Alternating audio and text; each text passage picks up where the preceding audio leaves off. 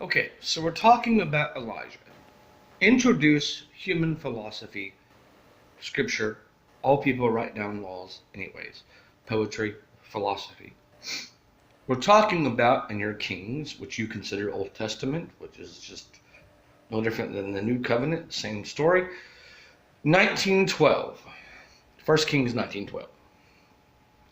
Elijah is looking for the Lord in places.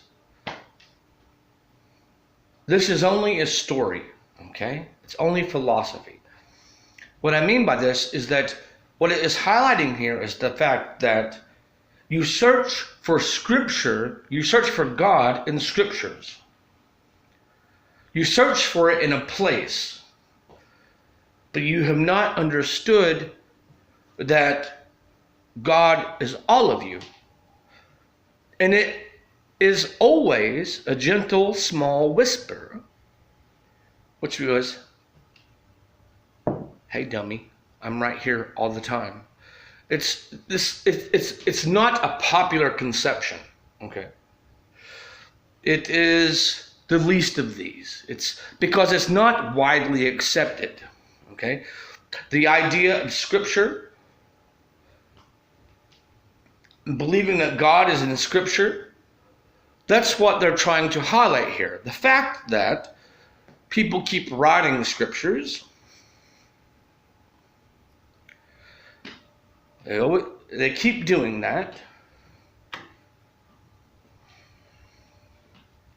So I thought I would find him here. I thought I would find him there. Although Elijah is some cosmic whatever, whomever, called up on a spaceship, chariot, whatever you want to call it. See, we're highlighting the story here that the thinking is too high. It's too high right now, correct? So you must be excused from the table of children. I will give you a double portion. You think that you can find God in Scripture.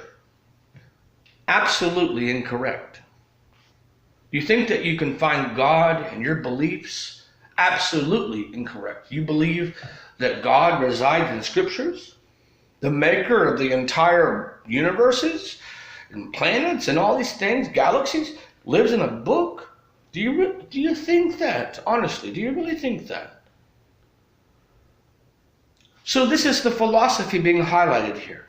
That you search for things so that you can believe that you're holy. Holy by association, through osmosis. You believe, Buddhists, Hindus, Christians, Jews, you don't understand why scriptures are written.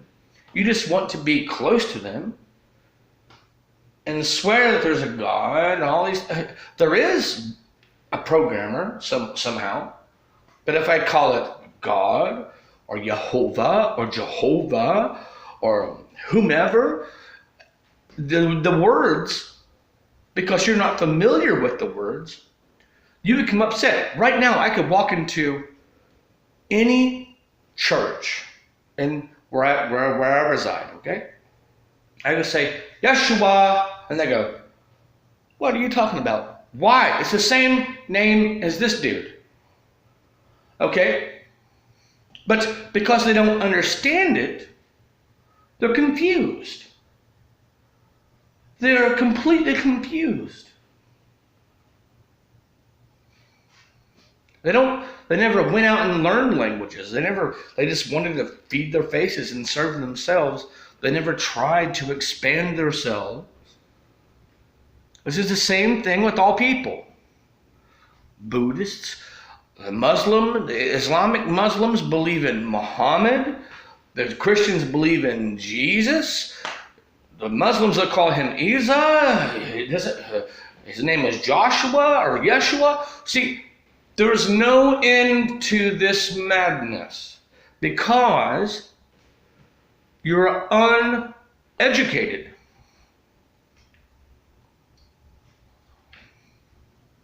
So very simple to see this fact that when Elijah, whom is calling down fire, which represents knowledge, Much as Prometheus is bringing fire from Olympus, right? And he's being laid on a rock because in vino veritas, we're talking about the liver here.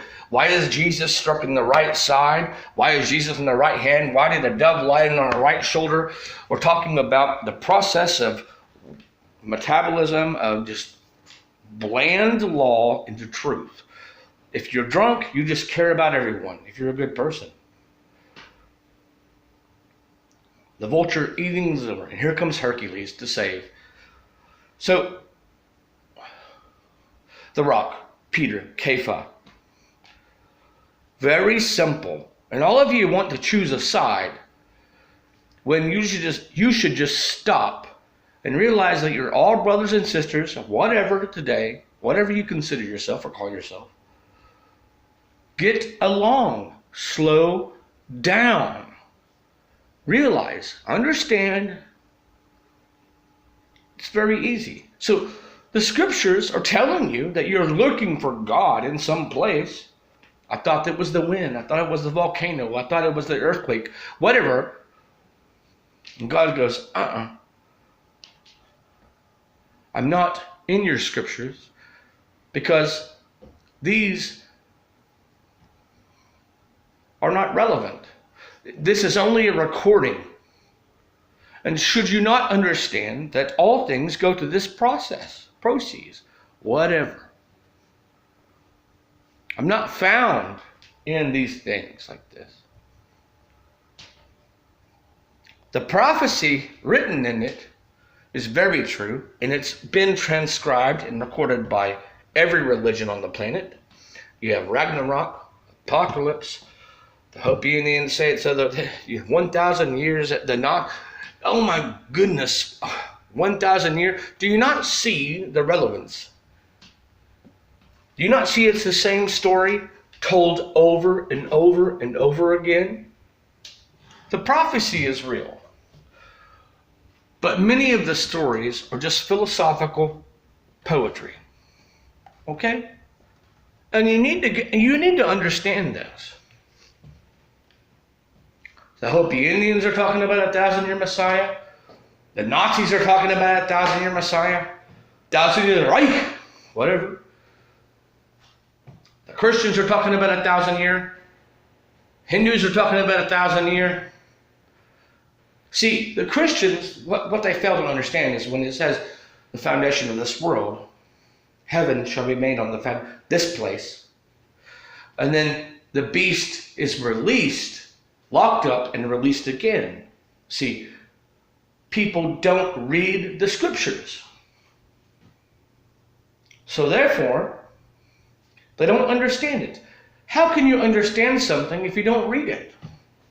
How can you expect to learn how to read if you don't read? It's practice, it's vocation.